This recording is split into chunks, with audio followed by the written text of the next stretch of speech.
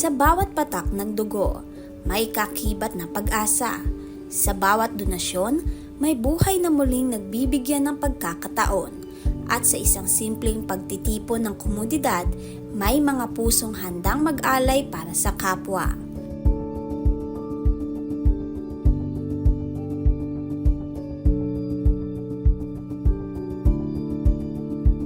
Sa pangunguna ng Rural Health Unit ng Makato, Tibyawan Barangay Council, katuwang ang doktor, mga medtech, nurses at mga voluntaryo, isinagawa ang isang blood donation activity. Isang proyektong hindi lamang tungkol sa dugo, kundi tungkol sa malasakit, pagkakaisa at kabayanihan. Iya kita makara sa Tibyawan Covered Court, bali ruraya nga nga at ang mga blood donation activity hay yang ging pakamayad namon nga manaog kami sa barangay. Dati abi hay ging namon nga sa igtugat sa sa poblasyon sa kabilugan baga yang municipal wide, pero nakita namon nga medyo po ni mao ito effective. Kaya gipakamayad namon nga manaog kami sa barangay. Ging namon nga ging schedule namon ro kada barangay nga magkaroon ng blood donation. Mailan na unang beses pa lamang mag-donate, maiba naman na paulit-ulit nang bumabalik. Ngunit iisa ang dahilan, ang makatulong. Dahil para sa kanila, ang ilang minuto ng kanilang oras ay maaaring maging panghabang buhay na pag-asa ng iba. Ako po si Marie Chris Gonzales Puod, Barangay Secretary ng Tibyawan, Makato, Aklan. Bilang first timer sa pag-donate, bukod man nabi mo kagadlok Actually siguro sa part na akong dahil mabuhay yun, nabi man namon na nga panawagan medyo sa amon nga part excited taabi ako. Kaya sa mga lahat kay wa man manami nga isa pamatsagingan. Actually wa ko nabatsagan nga habang gina-extra dugo, wa ko nabatsagan nga masakit dugo, nahilo. Uwa, wa man normal man gihapon. Manami sa pamatsyag. Masadya ma'am kasi nakabuli ka sa mga taong may ginabatyang, may mga sakit. Renato Temporasa, ma'am. Kagawad ako sa among barangay. Pangaywan, ma'am. Ay okay man nun, ma'am. Ay siyempre may amon man nga pamilya makabulig man ba sa ano. Tawag may card ako na basi sa uli, kinanggan man kita dugo ang magamit man.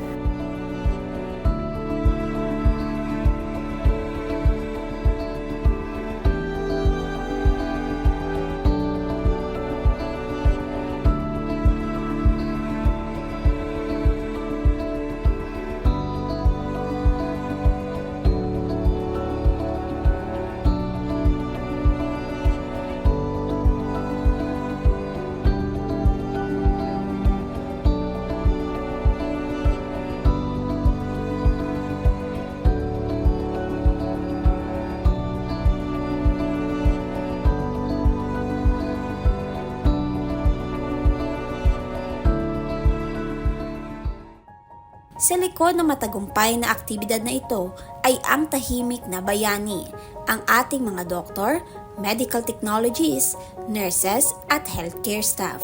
Sila ang nagsisiguro na ligtas, maayos at maingat ang bawat proseso. Hindi man sila palaging nakikita, sila ang haligi ng serbisyong ito. Para sa mga pamuyo naton nga nakubaan pa mag-donate it dugo, wa man it kinahangan nga ikakuba hay gina-screening man abi tanan bago man mag-undergo it blood donation. Ag mas mabahol abi rubulig kara hay ga dugtong kita it kabuhi sa mga tawo nga kinahangan gid it dugo. So mas abo ro beneficial gid imaw para para sa mga pasyente and at the same time sa mga gadonar it dugo. So abo-abo gid ang kabuhi ro ga dugang sa aton mga pasyente nga sa ospital gaagaw buhay dahil sa gindonate nga dugo. So duyon. Yung mga benefits po na nakukuha ng ating mga blood donors during blood donation is yung nagkakaroon po, may iba na nagkakaroon sila ng change of lifestyle kasi nga po parang satisfactory siya na nakatulong ba sila sa iba na, sa mga patients na nangangailangan. At the same time, dahil nagkakaroon sila ng change, dahil parang gusto nila na maka-extend ng help ulit nila, nagkakaroon sila ng change of lifestyle. Nagiging more of aware na sila sa mga kailangan nilang gawin. Yung may iba dyan na umiiwas na sa mga bisyo, mga ganun. Kaya may iba na nagsasabi na maganda daw po yung naging pakiramdam nila after donation.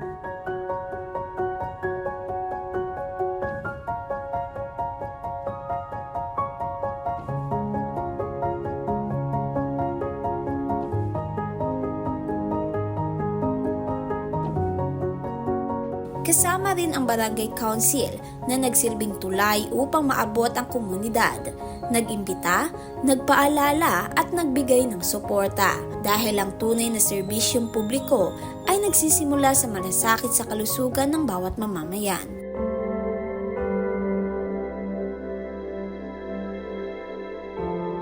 Nalipagid kami abo sa makaroon gahon dahil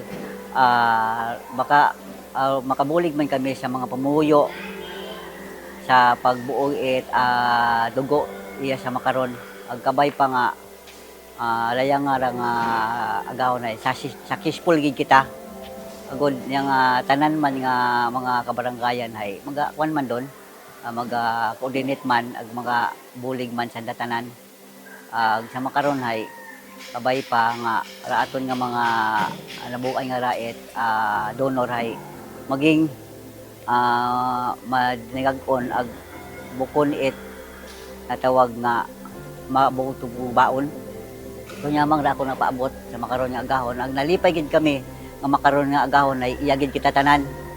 Nagabuligan dapat nga ni ay tanan nga nahinyo na kon sa mabuk-in kun naila kamo ay iya kamo sa makaron. Agod kun in kaso kita nga may problema sa ospital anahay may ato lagi kakitaan nga dugo.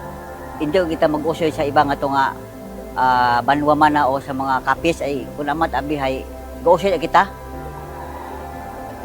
Doon nyamang ra ako napaabot no ag kabay pa sa mga pumuyo hindi kamo maghadlok dahil iya kami makaron ag aton nga Red Cross ag aton nga center nga pangunahan sa aton nga kay doktora ni hay magabulig gid katon. Doon nyamang napaabot nakon ag salamat gid nga bo. Ag sa ngagan sa Barangay Council ay gapasalamat kami aboged.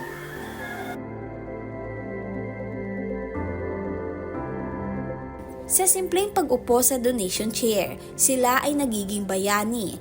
Walang kapa, walang medalya, ngunit ang kanilang dugo ay nagsisilbing liwanag sa madilim na sandali ng iba. Donate lang kamo, wala man tayo may madula para ma-restart man ang mga bago nga dugo. Para sa tanan ay pwede manabi kita mag-donate kung pasado kita sa screening, kung okay atong gawas ay pwede kita mag-donate bilang pulig man sa ulihi bukod niya sa atong pamilya kundi para sa tanan.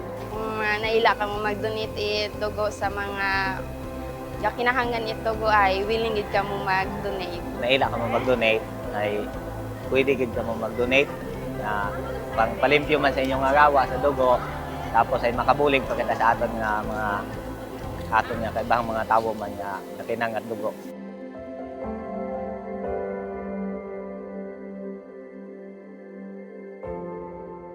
Ang blood donation ay hindi lamang isang aktibidad. Isa itong paalala na sa kabila ng mga pagsubok, buhay pa rin ang diwa ng bayanihan na sa panahon ng pangangailangan, may mga pusong handang magbigay kahit hindi kilala ay tutulungan.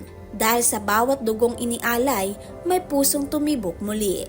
Sa bawat voluntaryong tumulong, may pag-asang nabuo. At sa bawat pagtutulungan ng komunidad, mas napapatunayan natin na ang kabayanihan ay hindi nasusukat sa laki ng ginawa, kundi sa dami ng buhay na naisalba.